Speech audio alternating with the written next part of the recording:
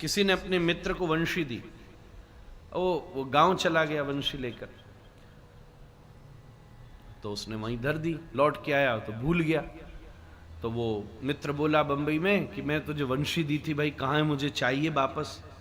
अच्छा ठीक है, अगली बार गांव जाऊंगा तो बताऊंगा, ले आऊंगा। भूल गया। अगली बार गांव गया 2 महीना बाद, तो घर में माई से पूछे, माई वो मैं एक छोड़ गया था, क्या जो बंशी? बोले कहा हुए वो? बोले यहाँ धरी हुई थी, मुझे ले जानी, मेरा मित्र मांग रहा। बोले वो तो मैंने चूल्हा फूकने के काम में ले ली महाराज। और गांव में चूल्हा फूकने के लिए भी वंशी प्रयोग होती। ऐसे ही ये शरीर है, अब आपको इसमें सुर बैठाना है कि चूल्हा फूकना है, ये आपके हाथ की बात। बेसुरा बजाएगा तो सब भाग जाएंगे, कोई सुरीला बजाएगा तो सबको इकट्ठा कर लेगा।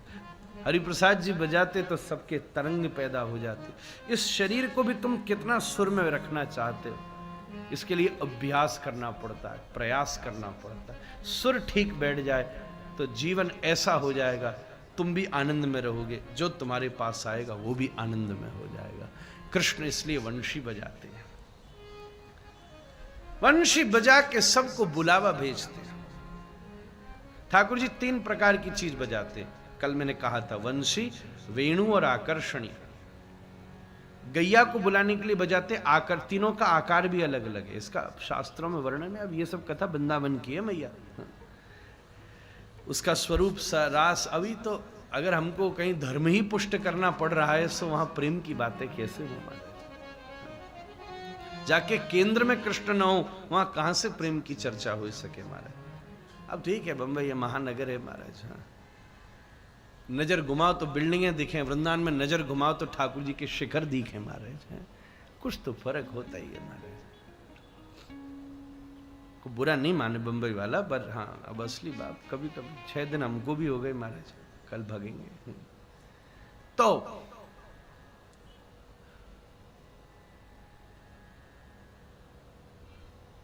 वेणु श्री ठाकुर जी व्रजवासियों के लिए बजाते हैं, आकर्षणी गैयाओं के लिए बजाते हैं। वंशी का अर्थ है पर्सनल इनवाइट। वंशी सब नहीं सुन सकते, उसकी समझ, वो एक गुप्त संदेश है, संकेत भाषा है वंशी। उसकी जो वेवलेंथ है वॉइस की, बहुत सारी आवाजें आ रही हैं। मे बी पहले जमाने में आप इस बात को जानते थे, जब कोई लोग छुपते थे तो वो संकेतों की आवाज किया करते थे। अभी भी सोल्जर्स को इस बात की ट्रेनिंग दिलाई जाती है, isn't it? आपने सुना होगा, आप उसको पढ़ लीजिएगा, ये तो बहुत आसान सी चीज है। जंगलों में जब एक दूसरे को संकेत देना हो तो उस समय एक सोल्जर दूसरे को किसी पक्षी, किसी अलग सी आवाज में कह देता और सामने वाला मैसेज पकड़ लेता। इसलिए एक पद है, वंशी खूब बजाई पर बस गोपी ही सुन पाई, कोई और नहीं सुन पाया। नहीं तो सभी आ जाते, उस दिन व्रजवासी थे, पर जो प्रतीक्षा में थी उसको वंशी सुनाई दी। किस किस को सुनाई दी? जो कृष्ण की प्रतीक्षा कर रही थी। और वंशी दूती बनकर, मैसेंजर बनके और पहुंची है महाराज। ओहो देवता तू जमो रे भाई। तो महाराज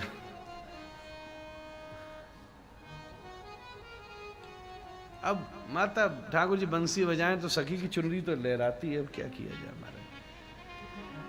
तो बंशी बजी और दूती बनकर वंशी पहुंची, पहली गोपी के पास पहुंची और पहली गोपी बैठी बैठी दूध काट रही थी। एकदम उसने दूध काटना छोड़ा और भागी।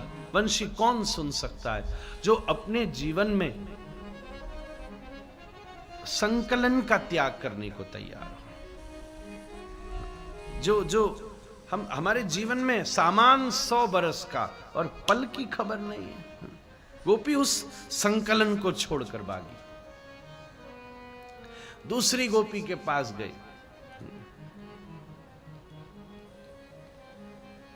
लिंपंत्य प्रम्रजंतोन्या अंजंत्य काश्चलोचन।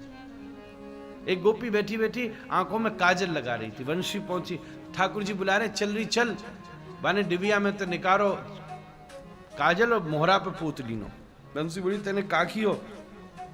बोले मेरो ठाकुर भी काला बा के प्यार में मैं भी कारी हैगी महाराज। भगी महाराज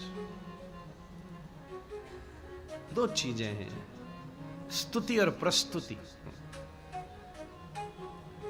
पहले वो प्रस्तुतियों में थी, वो दूसरों के हिसाब से चल रही थी। वंशी उसको सुनाई दी जा सकती है जो प्रस्तुतियों से मुक्त हो जाए और स्तुतियों में स्थित हो जाए महाराज। इस प्रकार एक गोपी को तो इसने पूरा अस्त व्यस्त श्रृंगार किया हमारा, ऊपर के कपड़ा नीचे, नीचे के ऊपर, आंख सब काजल लगा रही थी बड़े ध्यान से। हमारे पिताजी कहते काजल भी कौन सा लगा रही थी, भीमसेनी काजल। अब भीमसेनी काजल लगा के पति को घूर घूर के देखे बेचारा थर थर न कांपे तो क्या करे बता। ऐसे सब गोपी पहुंची। ठाकुर जी ने इधर परीक्षित ने शंका करी कि ये तो